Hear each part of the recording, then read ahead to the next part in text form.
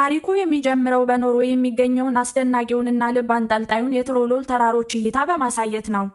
እዚያም ትዳር መስርተው ይህንን እጅግ አስቸጋሪና አደገኛ ተራራ ለመርታት የሚሞክሩትን ሳሻና አሌክስ የተባሉ ፕሮፌሽናል ተራራ ወጪዎችን እንተዋወቃለን።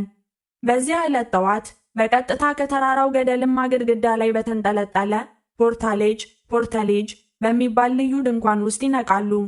የአየሩ ሁኔታ ግልጽና ጥሩ መስሎ ስለታያቸው ሳሻ ወዲያውኑ ወደ ተራራው ጫፍ የሚያደርጉትን ጉዞ እንዲቀጥሉ አሌክስን ትጠይቀዋለች።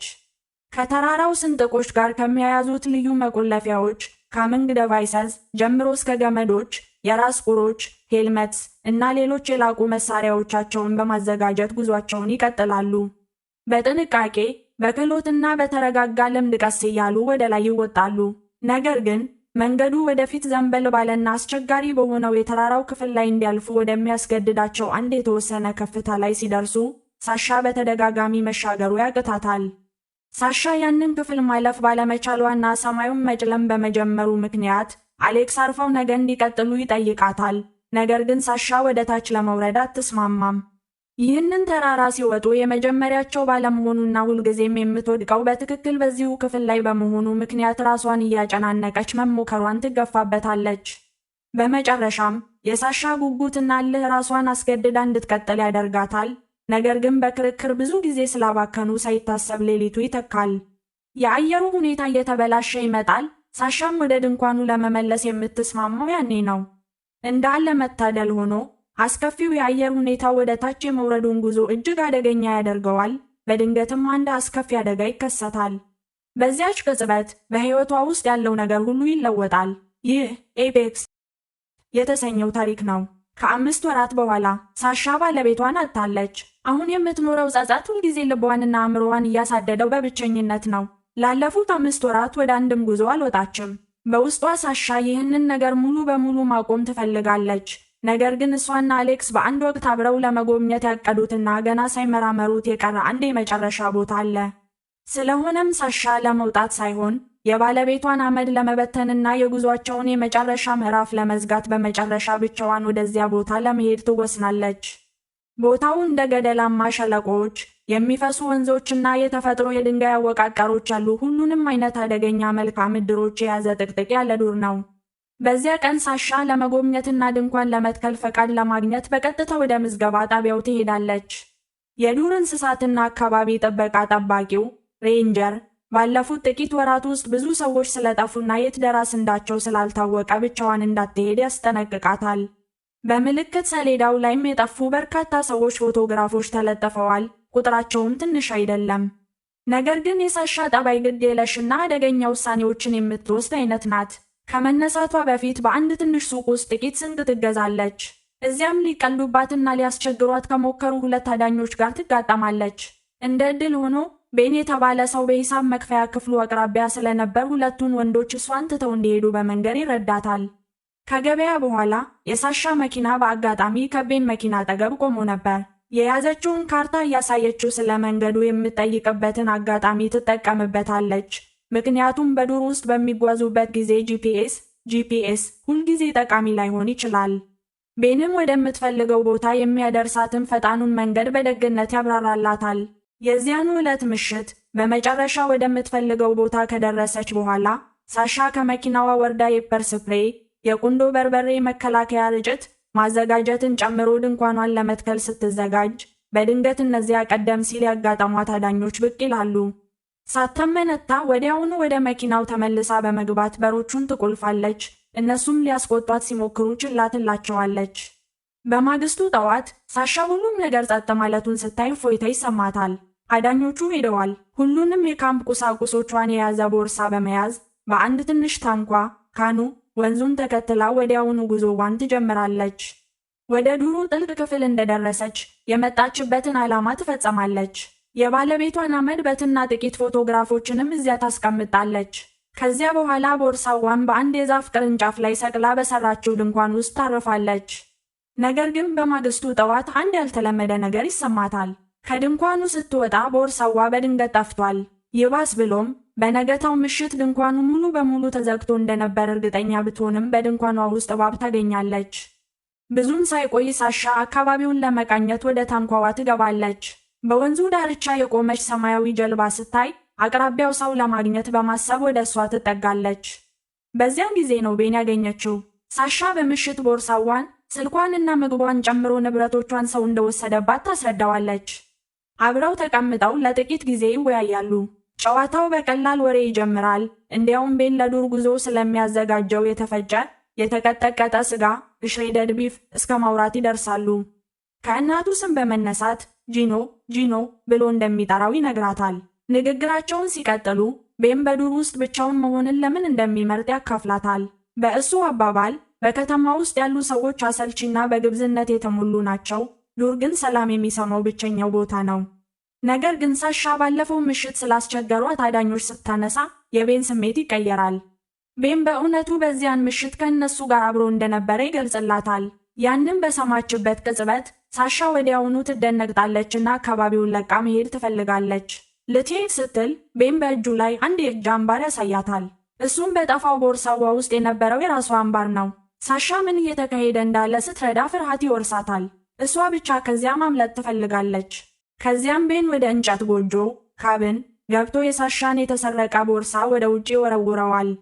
ድምፅ ማጉያ፣ ስፒከር እና የፍላጻ መሳሪያ ይዞ ወደ ውጪ ይወጣል። ብዙም ሳያብራራ ፍላጎቱን ግልጽ ያደርጋል። ሳሻ እንድትሮጥ ይነግራታል።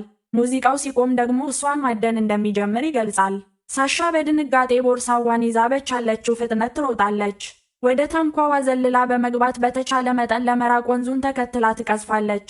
ብዙም ሳይቆይ ሙዚቃው ይቆማል፣ አደኑም ይጀምራል። ሳሻ ወንዙ በወሰዳት አቅጣጫ ግልጽ መዳረሻ ሳይኖራት በታንኳዋ ትሸሻለች።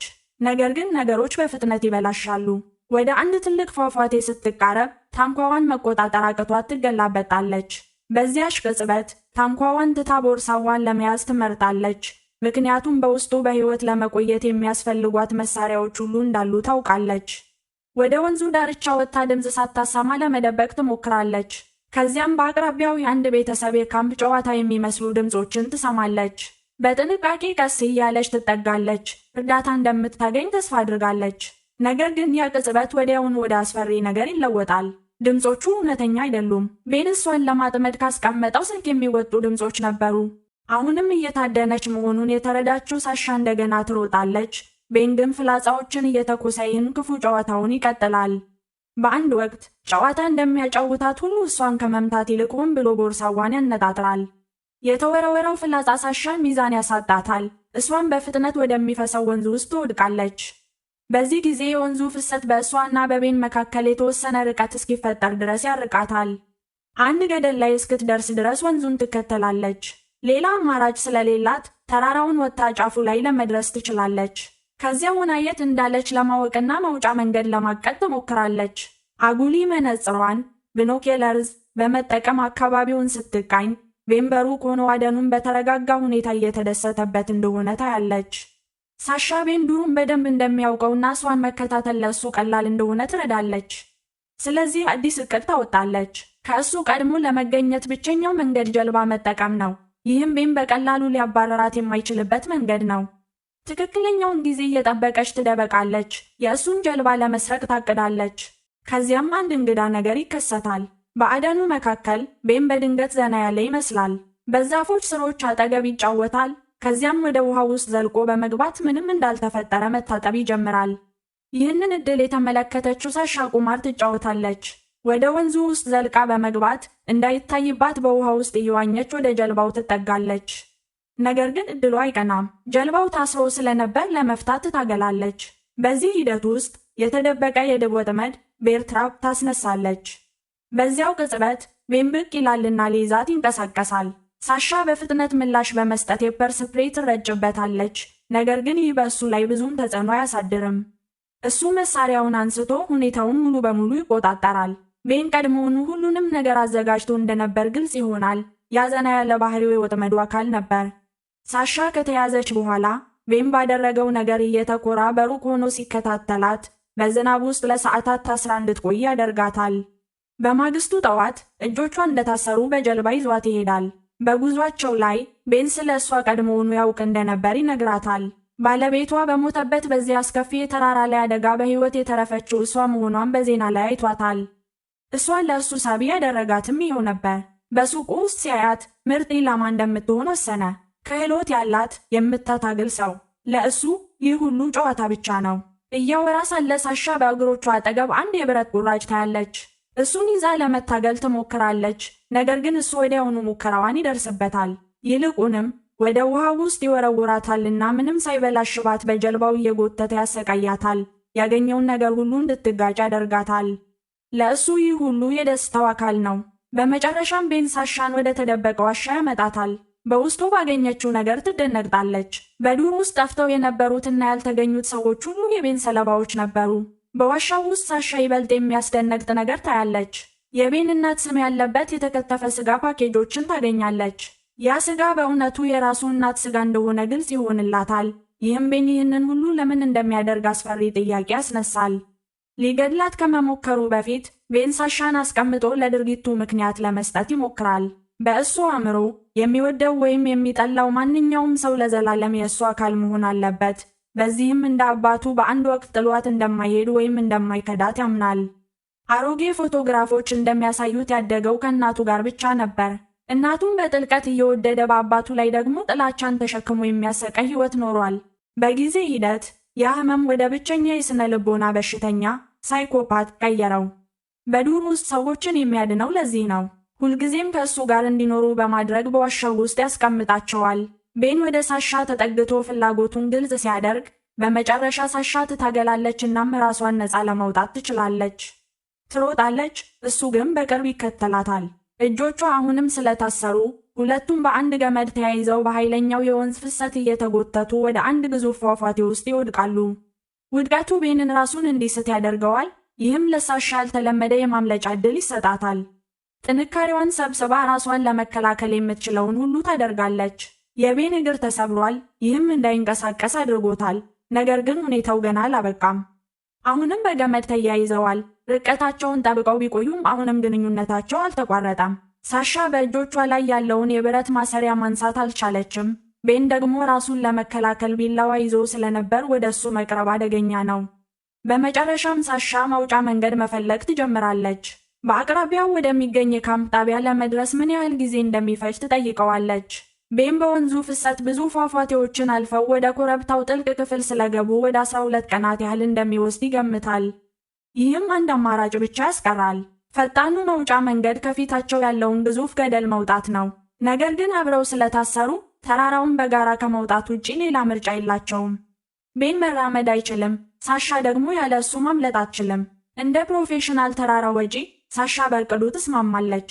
ከተሰበረው እግሩ ጋር መንቀሳቀስ የሚችሉበትን ዘዴ በማሳየት እጆቿ ላይ ያለውን ማሰሪያ ከፈታላት ተራራውን ስትወጣ ቤንን ለመሸከም ፈቃደኛ ትሆናለች። ቤን ቢያመነታም በመጨረሻ ይስማማል። አንድ ቅድመ ሁኔታ ያስቀምጣል። ሳሻ በተሳካ ሁኔታ ጫፍ ላይ ካደረሰችው እንዲሄድ ይፈቅድላታል። ነገር ግን ማንኛውንም ነገር ለመሞከር ካሰበች ሁለቱም አብረው ይወድቃሉ። ያለ ሌላ አማራጭ ተራራ የመውጣቱ ጉዞ ይጀምራል። በጥንቃቄ ደረጃ በደረጃ ገደሉን መውጣት ይጀምራሉ። ነገር ግን ሳሻ የዋህ አይደለችም። በያዙት ውስን መሳሪያ ማንኛውም ነገር ከተበላሸ ገመዱ ሁለቱንም ለመሸከም እንደማይችልና አብረው እንደሚወድቁ ትረዳለች። እየወጣች ሳለ ሳሻ በጸጥታ ዕድል ትፈልጋለች። በአንድ ወቅት በወገቧ ላይ ያለውን ገመድ ለማላላት በጥንቃቄ ትሰራለች። ነገር ግን የመጀመሪያው ሙከራው አልተሳካም። ከታች ብዙም ወደማይታይባት ዘንበል ያለ የድንጋይ ክፍል ላይ እስክትደርስ ድረስ ወደ ላይ መውጣቷን ትቀጥላለች። ያንን ቅጽበት በመጠቀም ራሷን ነፃ ለማውጣት እንደገና ትሞክራለች። በዚህ ጊዜ ይሳካላታል። የሚያገናኛቸው ገመድ ይላል እናም ግንኙነታቸው ይቋረጣል።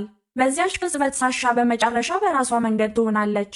ያለምንም ገመድና የደህንነት ድጋፍ በጥንካሬዋና በትኩረቷ ላይ ብቻ በመተማመን መውጣቷን ትቀጥላለች። ሰውነቷ ደክሟል፣ ነገር ግን ባላት ጥቂት አቅም ወደፊት ትገፋለች። በመጨረሻም ክህሎቷና ልምዷ ያተርፏታል። በሰላም ጫፍ ላይ ለመድረስ ትችላለች። ጊዜ ሳታባክን አካባቢውን በእግር ለቃ ትሄዳለች። በመጨረሻም በመኪና የሚወስዳት ሌላ በሕይወት የተረፈ ሰው ታገኛለች። አብረው ወደ ምዝገባ ጣቢያው ይመለሳሉ። እዚያም ሳሻ የጠፉት ሰዎች የተወሰዱበትን ቦታ ሪፖርት ታደርጋለች። ታሪኩ የሚያበቃው የነፍስ አድን ቡድን ወደ ቦታው ደርሶ የቤን የወንጀል ሰለባዎችን አስከሬን ሲያገኝ ነው።